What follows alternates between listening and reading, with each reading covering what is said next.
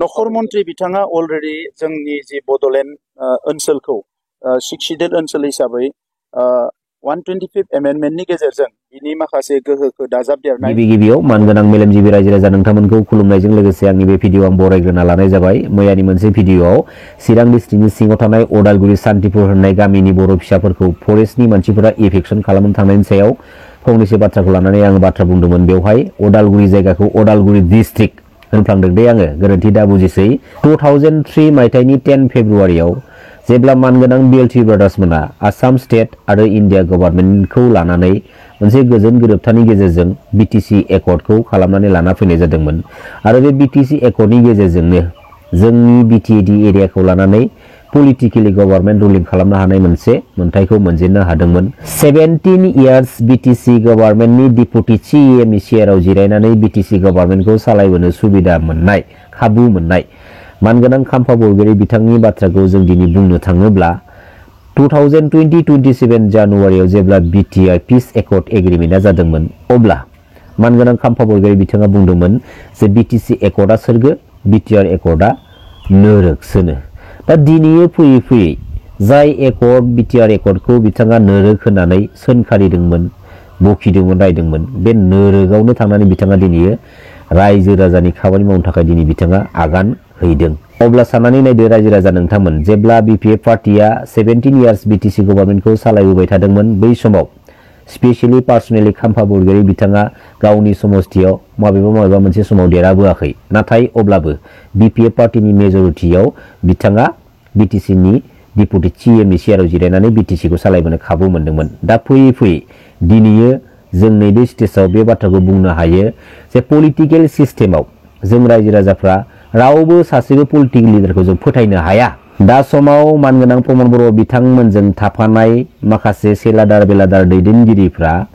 थांनाय 17 इयार्सआव मानगोनां हाग्रामा महिलारि सारजोंनो सिथाबनानै थानानै गोबां रोखोमनि खामानि मावनोबो सुबिदा मोनबोदोंमोन, एसे एला रांफोरखौबो माने आरजिनो हादोंमोन आरो एसे एला माखासे पलिटिकेलि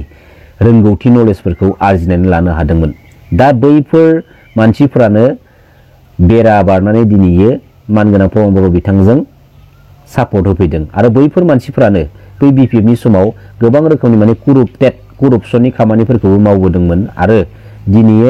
मानगोनां प्रमद बर' बिथांजों थाफानानै मानगोनां प्रमद बर' बिथांनि गभर्नमेन्ट दैदेननाय समावनो बैफोरबायदि मानसिया आरोबाव करपसन जाख्ल'नायनि खामानिखौ मावगासिनो दङ। मानगोनां प्रमद बर' नोंथाङा मोनसे डायलग मारिदोंमोन जे जोंनि बुहुमनि साफ्रोमबो बर' फिसाफ्रा गोजोन सान्थियै थानो हानायनि थाखाय, जोंनि बर' बिमा माहारिफ्रा गोजोनै सान्थियै थानो मोननायनि थाखाय सोमावसारदोंमोन होननानै दिनै नोंथाङा बिटिसि पलिटिकेल सिस्टेमाव फैनानै सिएमनि चेयाराव जिरायनानै दङ। नोंथांनि दानि बिटिसि गभर्नमेन्ट दैदेननायनि समावहाय जोंनि बर' बिमा माहारिया मानो बुजानांगौ बाध्य जानानै फैदों? सेल्फिश बांद्राय दाजा आरो फाल्तु डायलगखौ जों रायजो राजानि सिगाङाव बांद्राय दा होखा। आं सिदा बुंखायो दै। आरो बेफोर थार्ड क्लास लेभेलनि ननसेन्स लेभेलनि पलिटिकेल डायलगफोरखौ नेक्स्ट टाइम बेफोरबायदि जों रायजो राजानि सिगाङाव मारिनानै जोंनि बर' हारिनि माखासे गोरिब गुन्द्रा सुबुंफोरनि गोसोखौ बेसेनखौ जानो दानाजा। मेनसन खालामनाय जादों जे बिटिआरनि जि माने बाजेट प्रभिजन 800 कौटिनिफ्राय बेखौ 1143 एनहेन्स खालामनाय जादों। बेयाव बिटिआर एकर्ड इमप्लिमेन्टेसन बा एकर्डनि स्पेसियेल डेभेलपमेन्ट पेकेजबो दङ आरो एसअपिडिनिबो एनहेन्स खालामदों। बे जथेस्थ' नङाब्लाबो बेखिनिया गोजोनथावना होनना बुंनांगोन। बर' कसारि काउन्सिलनोबो बाजेट हरनांगोन साफिसियेन्ट नाम्बार। फारसेथिं नोङो स्कुल प्रभिन्सियेलाइजेसननि 1/1/2006 मोनसे क्राइटेरिया होदों, नाथाय 6 सिडुल आरो आन्डार डेभेलप ब्लकनि थाखाय बेयाव स्पेसियेल रिलेक्सेसन होनाय जागोन होननानै बुंदों। दा नैबे जथुम्माया जोबखाङोब्ला आसाम सरकार बिटिआर सरकारजों रायज्लायनानै आसाम नाङै आरो बड'लेण्डआव जि बर' मिडियामनि आरो गुबुन मिडियामनि स्कुल दङ प्रभिन्सियेलाइजेसननि थाखाय जों मडेलिटि आरो क्राइटेरिया तैयार खालामनांगोन। आथिखालनि प्राइम मिनिस्टार नरेन्द्र मदि बिथांनि दैदेननायाव, भारतनि नखर मन्त्रि अमित शाह बिथांनि दैदेननायाव आरो आसामनि chief minister doctor Himanta Biswa Sharma बिथांनि दैदेननायाव जोंनि गोबां जेंनाफ्रा सुस्रांजाबाय। बड'लेण्ड ओनसोलाव गोजोना अराय समनि थाखाय गायसनजाबाय। बे गासैखौबो नोजोर बोनानै बिथांखौ हांख्रायनाय जादों आरो दुलाराय बर' फरायसा आफादजों लोगोसे जों बिटिआर ओनसोलनि रायजो राजाया बिथांनो मान बावगोन, जोङो साबायखर बावगोन। दा बिनिखायनो बे हाबाफारिया जाहाथे गाजा गोमजायै जालाङो बिनि थाखाय जों बयबो बेवहाय नायफैदों आरो बिनि प्रिपारेसनाव जों जेसेबां हायो मदद खालामनो थाखाय नाजादों। दासिम बेबायदि रायलायाखै जेबो मानोना अलरेडि जोंहा कच फेक्टरि जि जानांगौमोन बिनि थाखाय वागन बानायनायनि बेवहाय अलरेडि फैसा सेंसन खालामबाय फान्ड सेंसन खालामबाय भारत सरकारा आरो जिखिनि जोंहा डेभेलपमेन्ट पेकेज दङमोन बेवहायबो 500 करोड़निख्रुइ बांसिन एडमिनिस्ट्रेटिभ एप्रुभेल होबाय सेन्ट्रेल गभर्नमेन्टआ आरो गुबुन गुबुन जेरैबायदि बड'फानि मुङाव दिल्लीयाव मोनसे लामा बिथांनि मुङाव दोननांगोन नेशनेल केपिटेलाव होनना फोसावदोंमोन रिकुवेस्ट खालामदोंमोन बेखौबो मानगोनां नखर मन्थ्रि बिथाङा अलरेडि हाबाफारि लाबाय आरो जोंनो प्रपजेलबो हरबाय जे मोननै लामा बिथांमोना सायख'ना हरदों बबे लामाखौ लुबैयो होननानै जोङो मोनसे लामा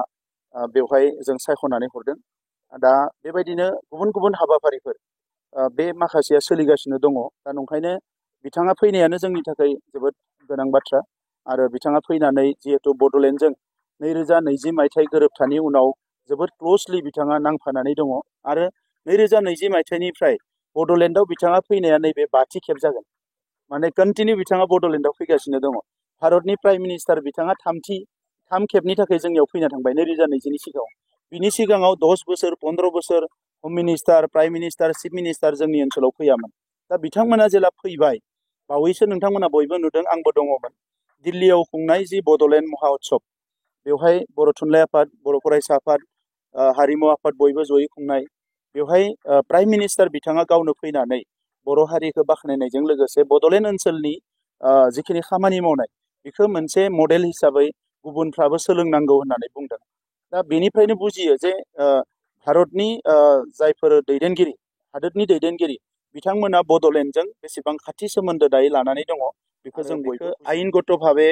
संबिधानिक माखासे बेबस्थाफोरखौ बेवहाय स्ट्रेंथेन खालामनाय बेखौ गासैखौबो जोंजों रायलायखांबाय आरो बिथाङा बड'लेण्डनि बेलायाव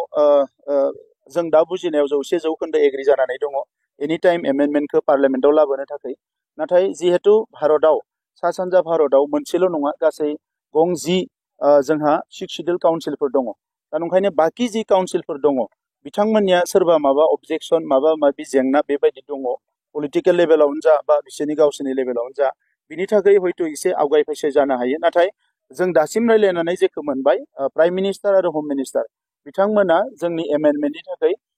बड'लेण्डनि बेलायाव बिथांमोना 100% रेडि जों बेखौ बुजिनो